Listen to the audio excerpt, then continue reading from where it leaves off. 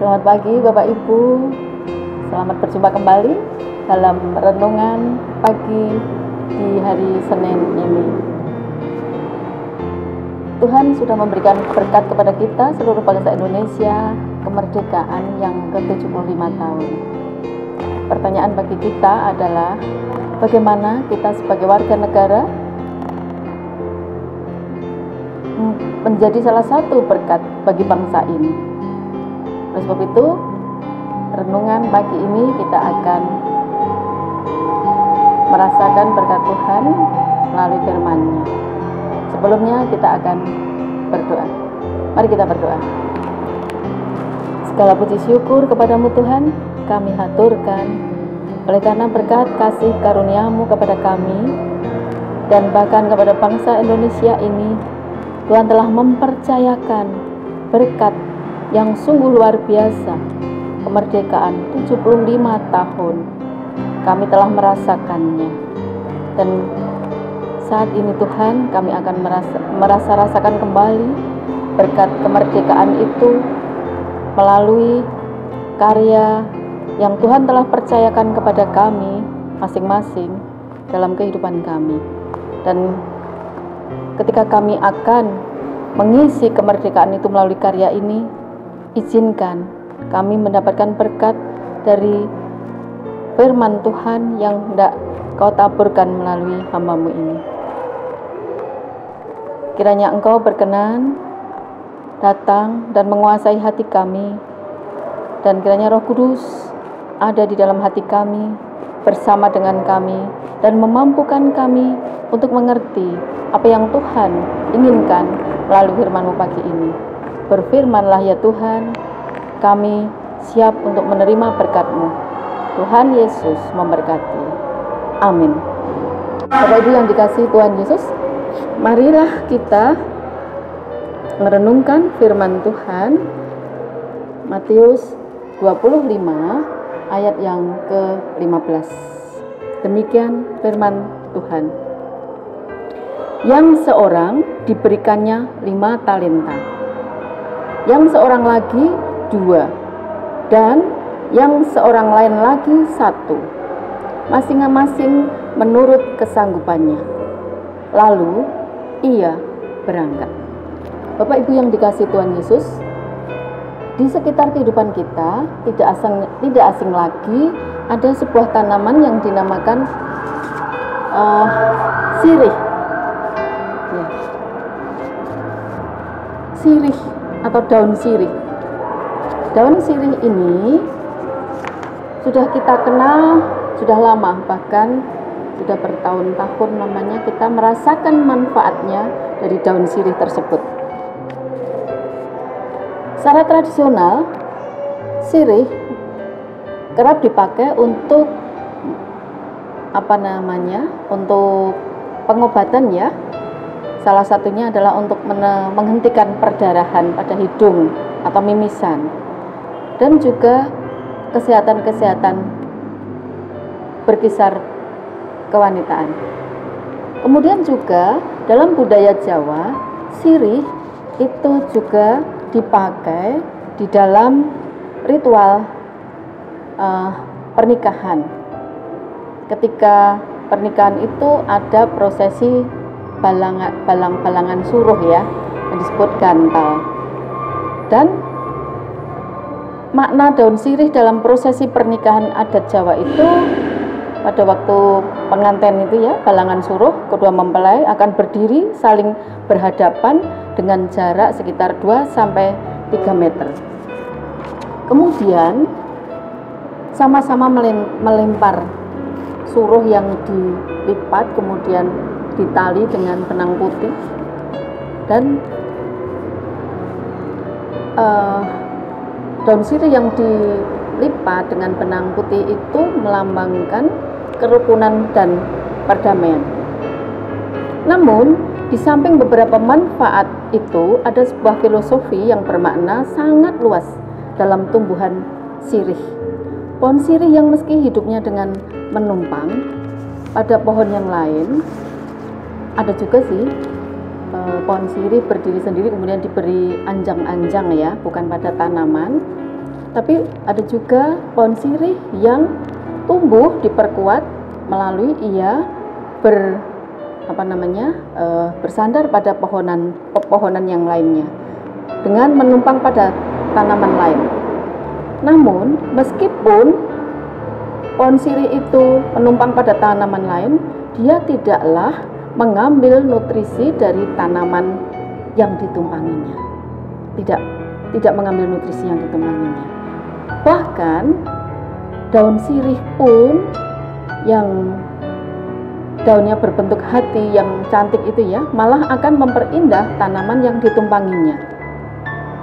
Tumbuhan ini tumbuh, merambat, menjalar kemana-mana, ke bawah, ke atas, ke samping, yang memberikan makna bahwa dalam proses pertumbuhannya tanaman sirih itu, dia bisa bertumbuh ke arah manapun dan memberi kemanfaatan yang banyak terhadap satu pohon yang ditumpanginya. Kemudian ketika dimanfaatkan oleh manusia, dia juga memberi manfaat yang banyak.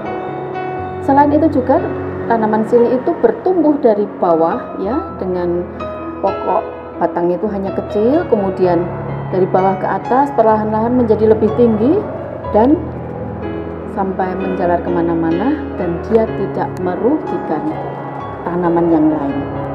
Banyak sekali makna sirih, makna dari tanaman sirih ini, baik proses pertumbuhannya, baik ketika dia hidup bersama tanaman yang lain, maupun daun-daunnya juga sudah kita ketahui dia sangat bermanfaat untuk kehidupan manusia. Bapak Ibu yang diberkati Tuhan, pagi ini melalui firman Tuhan mengingatkan bahwa orang hidup harus penuh tanggung jawab di dalam proses kehidupannya. Manusia hidup, setiap orang sudah berada di dalam rancangan Tuhan. Salah satu rancangannya, ia menerima tugas perutusan dimanapun Tuhan kendaki. Seseorang itu bertugas dimanapun dengan tambahan-tambahan tugas khusus dimanapun dan apapun. Firman Tuhan pagi ini hendak mengingatkan kita bahwa kita hidup di dunia ini diberi tugas dan tanggung jawab, dan kelak Tuhan akan meminta pertanggungjawaban kita, dan kita secara pribadi harus mempertanggungjawabkan tugas perutusan itu. Bapak Ibu yang dikasihi Tuhan Yesus, perumpamaan ini pada pasal 25 ayat yang 15 ini menjadi bagian dari ayat-ayat sebelumnya dan pasal sebelumnya. Perumpamaan ini ditujukan oleh Tuhan kepada murid-muridnya, yang pada saat itu Tuhan ingin mengingatkan seluruh murid-muridnya tentang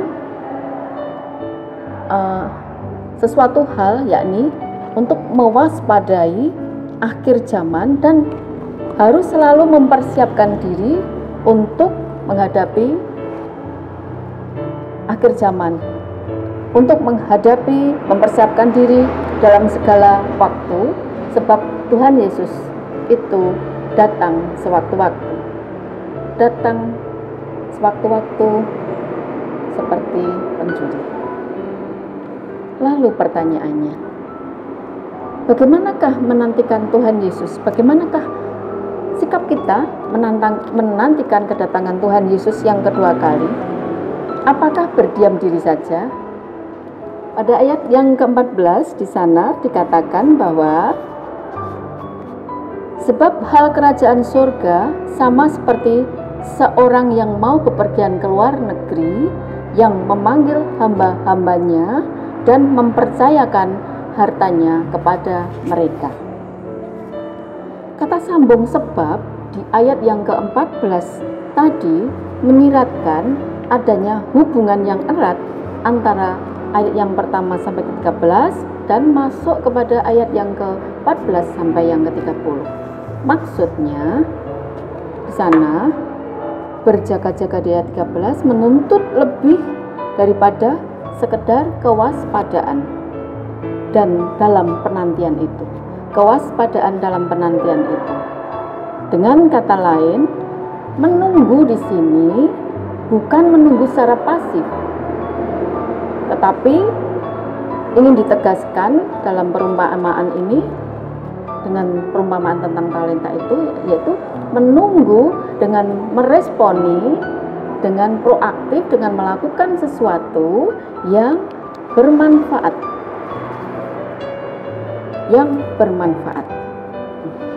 Apa yang kita dengar pagi ini merupakan bagian dari apa yang Tuhan kehendaki melalui ayat atau perikop sebelumnya, atau talenta sebelumnya. Dan melalui firman ini, Bapak Ibu, kita diingatkan kembali untuk meresponi apa yang Tuhan ingatkan melalui ayat ini. Meresponi dengan proaktif, dengan berusaha, tidak dengan cuek, masa bodoh, atau khawatir yang berlebihan, sehingga akan menimbulkan persoalan baru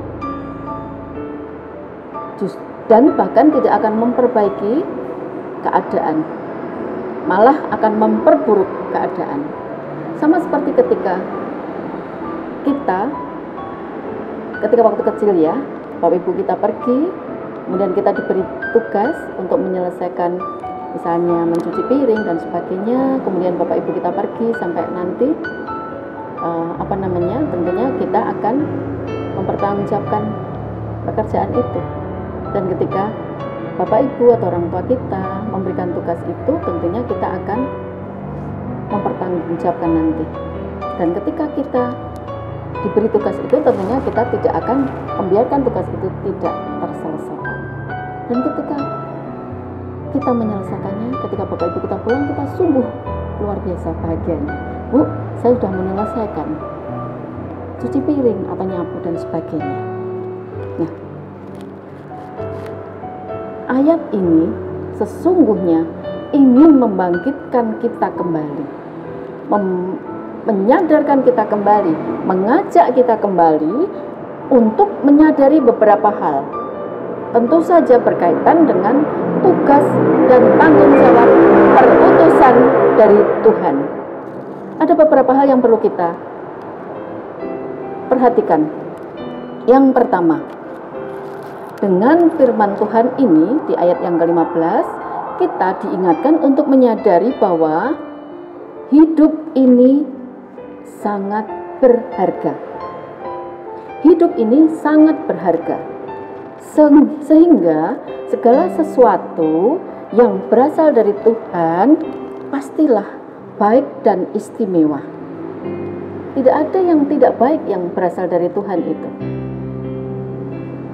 Sebab Tuhan itu menciptakan dan membuat kita hidup supaya kita menjalaninya bersama Dia hingga ke tujuan kekal darinya.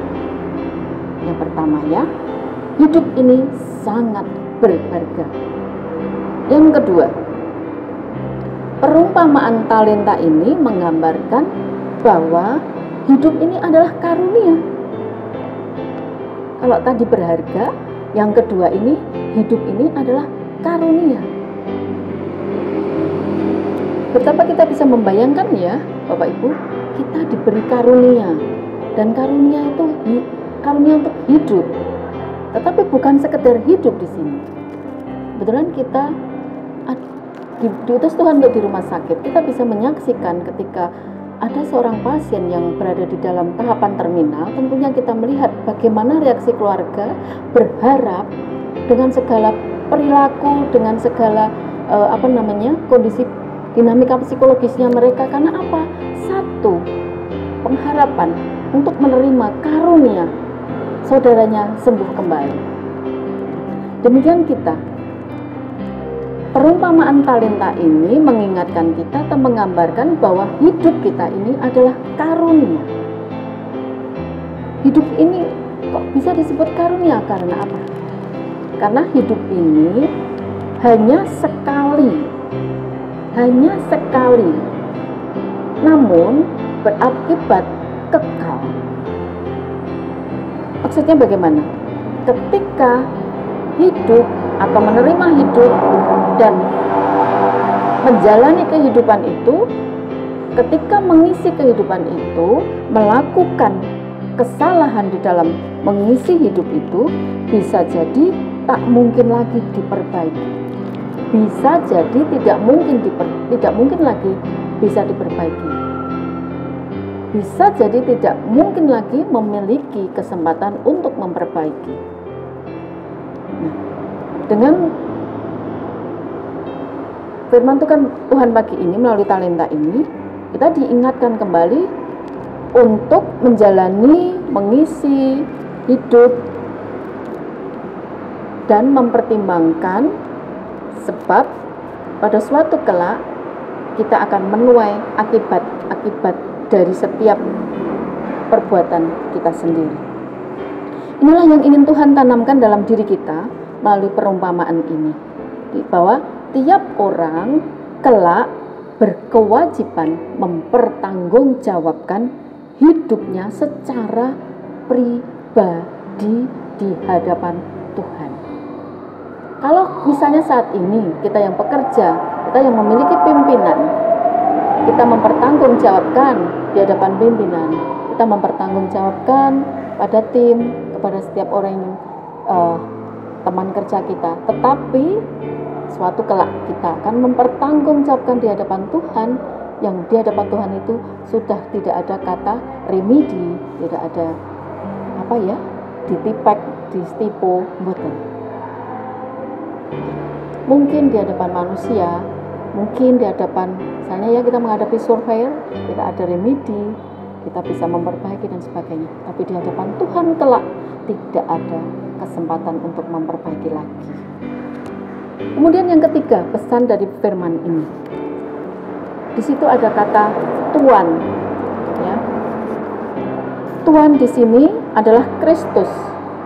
Ia adalah Sang pemilik dan penguasa mutlak dan sah atas semua yang ada pada kita. Tuhan adalah Kristus atau Allah sendiri, Sang pemilik dan penguasa mutlak dan sah atas apa yang dimiliki oleh kita semua. Dia adalah Sang pemilik mutlak dan dia memiliki secara istimewa, dan pada akhirnya nanti segala sesuatunya akan dikembalikan dan diserahkan kepada Sang pemilik mutlak itu pada suatu kelak nanti. Dan hamba di sini adalah orang, termasuk kita, orang-orang yang mengikut Kristus, ya. Hamba adalah bukan pemilik. Dia tidak bebas menggunakan apa yang dipercayakan kepadanya. Dia tidak bebas menggunakannya sesuai dengan pemikirannya. Dia tidak bebas. Ia hanya mengelola atau menata, ya. Dan ia wajib memberikan pertanggungjawaban kepadanya. Hamba bukanlah pemilik. Dia tidak bebas menggunakan seenak hatinya, hanya menurut kepentingannya. Tidak. Dia hanya menggunakan apa yang dipercayakan kepadanya, hanya menatanya, yang kelak harus mempertanggungjawabkan, wajib mempertanggungjawabkan kepada tuannya. Kemudian pesan yang keempat adalah relasi dan kepercayaan. Seperti di depan tadi saya sudah menyinggung sedikit bahwa seseorang ketika mempercayakan sesuatu, memberikan sesuatu, memberikan tugas sesuatu kepada seseorang, tentunya karena kepercayaan. Selain kepercayaan, berarti di sini ada relasi. Tidak mungkin seseorang mempercayakan sesuatu tanpa mengenal seseorang tersebut, tanpa mengenal seseorang yang akan diberi tugas tersebut. Jadi, pesan yang keempat adalah tentang relasi dan kepercayaan. Jika saat ini Tuhan mempercayakan kepada kita sesuatu tugas perutusan, berarti Tuhan mengenal betul siapakah diri kita. Tuhan mengenal betul seberapa kemampuan kita. Dan Tuhan pasti mengenal hambanya. Tidak mungkin Dia berani mempercayakan dalam talenta tadi ya. Tuhan tidak mungkin mempercayakan hambanya sejumlah uang yang begitu besar. Bahkan jumlah kepercayaan yang paling kecil dalam kisah ini pun, satu talenta itu sejajar dengan upah buruh selama 600 hari, sekitar 20 tahun bekerja. Jumlah besar sekali kan? Nah, oleh sebab itu, untuk selanjutnya, talenta selanjutnya itu, Tuhan itu memberikan didasarkan pada kemampuan masing-masing hambanya. Berarti di sini Tuhan mengenal betul. Dan Tuhan tersebut memberi kepercayaan dengan memberi apa? Bukan hanya kepercayaan, tetapi juga memberi kesempatan untuk mengembangkan talenta itu. Tentunya memberi kesempatan mengembangkan talenta itu, tetapi tidak titik, ada komanya. Pertanggungjawabkan itu nanti di hadapanku ketika aku kembali. Ya, kemudian memberikan kepercayaan itu sesuai dengan kemampuan masing-masing. Dan disinilah keadilan Sang Tuhan terlihat jelas. Yang kelima, talenta melambangkan semua kemampuan, baik itu waktu ya, melambangkan semua kemampuan, waktu, sumber daya, dan kesempatan. Untuk apa? Untuk menjalani kehidupan dengan tugas tanggung jawab yang dipercayakannya itu. Bapak Ibu yang dikasihi Tuhan Yesus, kita masing-masing pada saat ini memperoleh kepercayaan dari Tuhan, ya, memperoleh karunia, memperoleh anugerah, ya, karunia untuk hidup. Anugerah hidup itu adalah sesuatu yang sangat berharga. Terbukti di sekitar kita, setiap keluarga pasien selalu berharap bahwa keluarganya sembuh. Bahkan mungkin pada titik yang paling terminal pun orang masih berharap bahwa keluarganya yang sakit berharap akan kesembuhan. Ini adalah sesuatu yang sangat berharga sekali. Oleh sebab itu kita sangat bersyukur karena kita bukan saja hidup, tetapi kita diberi setiap hari edukasi melalui peristiwa-peristiwa, pengalaman-pengalaman pasien dan keluarga yang kita layani. Dan firman Tuhan pada pagi ini menolong kita untuk kembali menyegarkan bahwa hidup ini adalah karunia yang sangat berharga. Oleh sebab itu kita harus menghargainya. Seperti kita belajar pada tanaman sirih tadi, ia berdampingan dengan tanaman lain. Bahkan sirih tidak jarang kita lihat tanaman sirih itu menumpang pada tanaman lain. Kebetulan di rumah ibu saya itu tanaman sirihnya menumpang pada tembok dan kemudian menjalar pada pohon jeruk purut, ya. Nah, kemudian bertumbuh luar biasa daunnya kemana-mana dan sangat bermanfaat. Sering sekali tetangga-tetangga kami memintanya. Nah, dari tanaman sirih ini kita juga melihat bahwa kita itu hidup berdampingan dengan orang lain, berdampingan dengan teman kita, keluarga kita, tetangga kita, kalau di tempat pekerjaan ya dengan tim kita, dengan pimpinan kita. Jadi setiap orang tidak berdiri sendiri.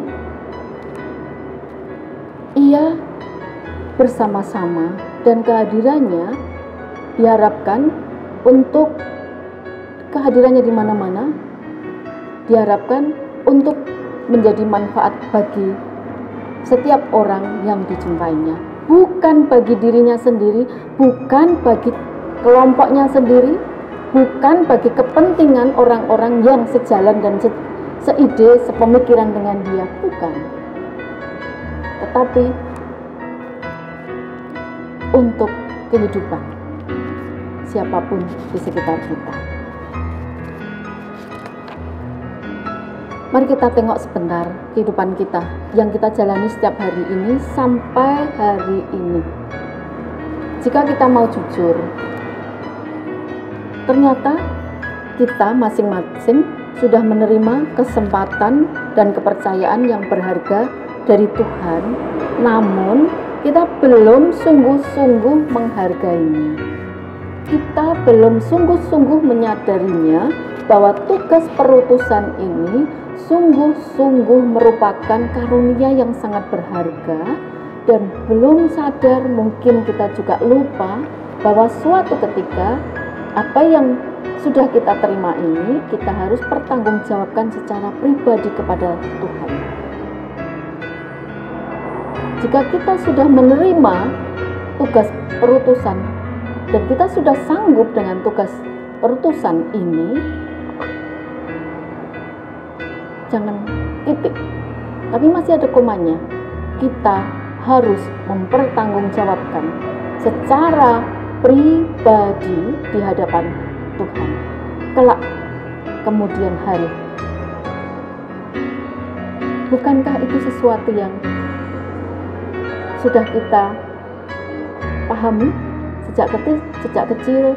Mungkin Bapak Ibu guru sekolah minggu kita sudah diajari bahwa ketika kelak di kemudian hari kita akan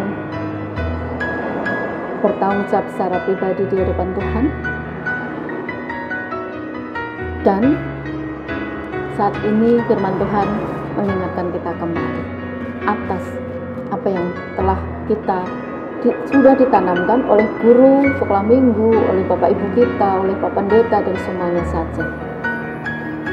Sudah mengajarkan kita untuk menyadari bahwa hidup ini adalah sementara, dan hidup ini adalah anugerah, dan hidup ini penuh dengan berkat-berkat perutusan yang harus kita nikmati, tetapi harus kita jalani, tetapi kita menikmati dan menjalaninya dengan bertanggung jawab. Untuk apa? Untuk seperti pohon sirih, daunnya lihat sangat cantik, ada daun sirih itu temurus ya, ros-rosannya bertemu, itu katanya lebih berkhasiat dan sebagainya. Atau ada orang-orang dalam penelitian itu mengatakan ada lebih berkhasiat. Nah, artinya apa? Daunnya indah, bermanfaat, dan kehidupannya bersama tanaman lain itu bisa bersama-sama, tidak nyikut, tidak mematikan, tidak mengambil nutrisi dari tanaman yang ditumpanginya, tapi hidup bersama-sama. Tidak menganggap dia lebih cantik, tidak menganggap dia lebih kuat, tetapi pohon sirih itu hidup bersama-sama. Dan ternyata memang benar menghasilkan banyak berkat. Nah, pohon sirih itu merasakan merdeka juga. Dia bisa merasakan menjadi berkat bagi tanaman yang lainnya, bagi manusia. Itu sungguh luar biasa ya. Nah, dan ketika saat ini kita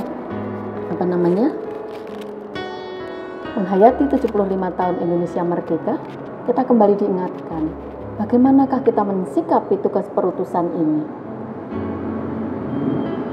Nah, ketika kita menjalankan tugas perutusan ini dengan mengingat kembali itu adalah karunia dan sesuatu yang sangat berharga, dengan menjalaninya sesuai dengan apa yang Tuhan kehendaki, maka di ayat selanjutnya di sana dikatakan ada hadiah ya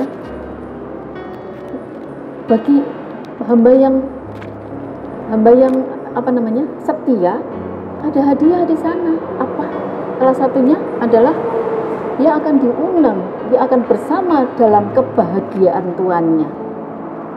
Dia akan diberi hadiah bersama-sama merasakan kebahagiaan tuannya. Sungguh luar biasa ketika kita diundang untuk merasakan kebahagiaan seseorang, teman kita atau yang lain. Kita akan merasa bahagia, kita akan datang. Dan ketika kita datang, kita mempersiapkan diri dengan sesuatunya. Kita dengan dandan, bersiap serapi mungkin, secantik mungkin. Karena apa? Kita akan merasakan berada dalam kebahagiaan bersama orang lain. Ini yang mengundang Tuhan. Ini yang mengajak bahagia itu Tuhan. Jadi sungguh ketika kita setia dan menjalankan tugas perutusan itu dengan takut akan Tuhan, takut akan Sang Pemberi tugas itu, kita hidup sesuai dengan apa yang Tuhan kehendaki. Kita menjalankan tugas perutusan sesuai dengan Tuhan yang kehendaki. Kita hidup bersama dengan orang lain, kita mengerjakan tugas-tugas kita tanpa kita harus mendompleng nyikuti temannya, menyingkirkan temannya, atau kita merasa paling baik, paling hebat dan sebagainya. Kita bisa bersama-sama mengerjakan dengan nothing tulus, semuanya berfokus pada Tuhan, untuk Tuhan. Maka suatu kelak kita percaya, saya pun percaya bahwa nanti pada akhirnya kita akan diundang oleh Sang Tuhan untuk merasa bahagia, merasakan kebahagiaan bersama-sama Sang Tuhan. Selamat menjadi berkat dan melaksanakan tugas perutusan ini dengan menempatkan tugas perutusan ini sebagai karunia yang berharga yang kelak kita akan pertanggungjawabkan secara pribadi di hadapan Tuhan. Amin. Bersama kita berdoa. Sungguh kami bersyukur Tuhan karena Engkau menempatkan kami sebagai hamba yang Engkau cintai. Terbukti Engkau sangat mengenal kami. Terbukti sampai saat ini Tuhan masih memberikan kesempatan itu kepada kami. Kesempatan untuk mengambil bagian dalam pekerjaan Tuhan dimanapun kami berada. Dan sungguh luar biasa, ini bagian dari kesempatan yang mungkin tidak akan kami jumpai lagi di hari-hari berikutnya. Kami masih mengutamakan, mengedepankan keegoisan kami. Kami mohon pengampunan-Mu ya Tuhan, baik ketika kami menjalankan tugas perutusan di dalam berkeluarga, bermasyarakat, berjemaat, maupun di dalam kami bekerja. Ampuni Tuhan, ampuni kami, dan kiranya Engkau buka jalan pengampunan bagi kami, dan kiranya Engkau buka jalan bagi berkat-berkat dan mujizat-Mu untuk kami, untuk pengharapan kami. Dan kami percaya Tuhan menolong kami. Terima kasih Tuhan Yesus. Demikian juga kami bersyukur untuk berkat-Mu bagi bangsa dan negara Indonesia. Tuhan telah menghantarkan kami ke 75 tahun kami merdeka. Dan Tuhan tidak pernah meninggalkan kami. Sekalipun banyak hal yang terjadi pada bangsa ini, tapi kami percaya Tuhan tidak meninggalkan kami. Tuhan tidak meninggalkan Bapak Presiden dan kabinetnya. Tuhan menguatkan iman mereka, sehingga Bapak Presiden dan seluruh tim tetap bersandar kepada Tuhan, dan mampukan kami seluruh rakyat ini untuk bersandar kepada Tuhan ketika kami melaksanakan tugas kami masing-masing, sehingga kami mempersembahkan hidup kami bagi kebaikan bangsa ini. Terima kasih Tuhan Yesus. Kami serahkan seluruh pelayanan Rumah Sakit Panti Waluyo ke dalam tangan kuasa-Mu. Kiranya tangan Tuhan menggandeng kami untuk kami bekerja bersama-sama mendatangkan berkat bagi setiap hamba-hamba-Mu yang kami layani. Terima kasih Tuhan Yesus, kami berdoa. Amin.